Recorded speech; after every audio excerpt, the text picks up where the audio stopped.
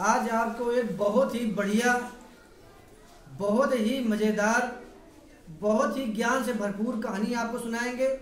कहानी का नाम है सबसे मूल्यवान। इस दुनिया में सबसे मूल्यवान कौन सी चीज़ है, इसके विषय में आज आपको जानकारी दी जाएगी। इस कहानी का बच्चों को ये बताया गया है कि समय और स्वास्थ्य एक ही रत्न है। इन दोनों का मूल्य धन से बड़ा है। समय सबसे अधिक मूल्यवान है, सबसे अधिक समय मूल्यवान है। आइए कहानी के माध्यम से हम समझते हैं। एक राजा था, उसका नाम रत्नाकर था। वह हमेशा रत्न एकत्र करता रहता था। उसे जहाँ कहीं से हीरा, मोती, पन्ना, नीलम, पुखराज या कोई रत्न मिलता वहाँ से ले आता। उसने महल के नीचे एक तहखाना बनवाया। तहखाने में ही खजाना था। उसी में से सभी प्रकार के रत्न सजा कर रखता था।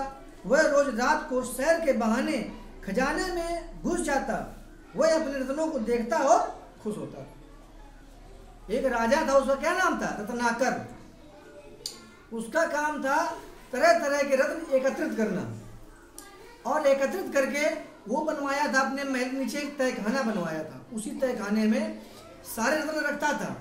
जितने रत्न थे सब उसी में रखता था, और रोज शाम को जाता था। वो रोज शाम को जाता था और उनको देखता था तो बहुत खुश होता था। क्यों? क्योंकि उसके पास अपार धन हो गया था। ठीक है ना।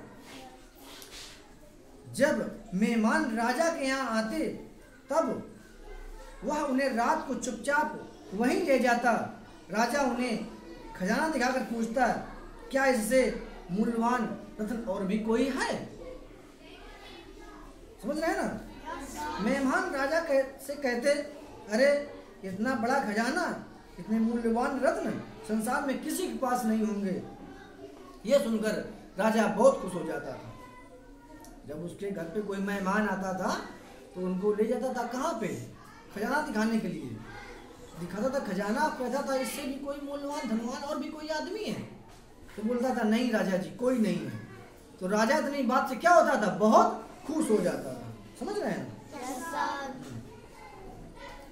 कुछ मेहमान चकित होते थे, कुछ खुश होते थे, और कुछ मन ही मन ईर्षा करते थे। ईर्षा मतलब जलन पैदा करते थे। जैसे किसी के पास ज्यादा पैसा हो जाता है तो बगल वाला क्या होता है? जलने लगता है। ठीक है ना। एक बार राजा के यहाँ एक महात्मा पधारे। दिन भर उन्हें राजा रानी को उपदेश दिया। रात को राजा उन्हें भी अपने खजाने ले गया। उसे बड़े चाव से महात्मा को सभी रत्न दिखाए। वे चुपचाप देखते रहे। राजा प्रशंसा सुनना चाहता था महात्मा जी, लेकिन कुछ भी नहीं। एक दिन महात्मा जो साधु नहीं होते हैं वो भी राजा के दरबार में गए। महात्मा जी, साधु जी राजा और रानी को समझाते रहे। रात जब फिर हुआ तो वही राजा उसी महात्मा को खजाना दिखाने के लिए ले गया। ठीक है ना। खजाना दिखाने के लिए ले गया, लेकिन उस समय महात्मा जी कुछ भी नहीं बोलते। राजा परेशानी से, स्वामी जी इतने मूल्यवान खजाने को देखकर आपने कुछ भी नहीं कहा। स्वामी जी, रत्नाकर मेरे कहने में कुछ भी नहीं है। राजा, स्वामी जी क्या इससे अधिक मूल्यवान और भी कुछ है?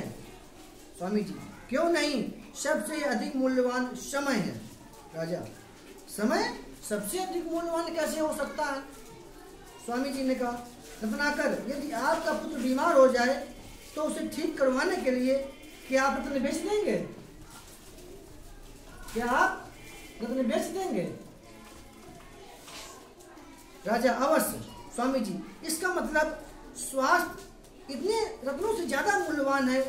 रत्न देखकर शायद स्वास्थ्य मिल जाए, लेकिन बीते समय तो सब कुछ देखकर ही नहीं लौटाया जा सकता है। इसलिए समय सबसे अधिक मूल्यवान है। बताइए इस दुनिया में सबसे मूल्यवान चीज क्या है? समय। समय। समय से अधिक कुछ भी मूल्यवान नहीं है। जो समय आज आप लोग पढ़ाई कर रहे हैं, पढ़ने में दे रहे हैं, अगर ये समय चला जाएगा तो क्या मिलेगा दोबारा? नहीं। तो सोना, चांदी, हीरा, मोती सब रत्नों से भारी क्या है? समय। ठीक है ना। आगे देखिए, राजा समय का मूल्य समझ गया। उसने स्वामी जी के चरण पकड़ लिए और रत्न एकत्र करना छोड़ दिया। उसके बाद वह अपना समय जनता की सेवा में लगाने लगा। बच्चों याद रखो, समय सबसे अधिक मूल्यवान है, इसे कभी बेकार मत जाने दो।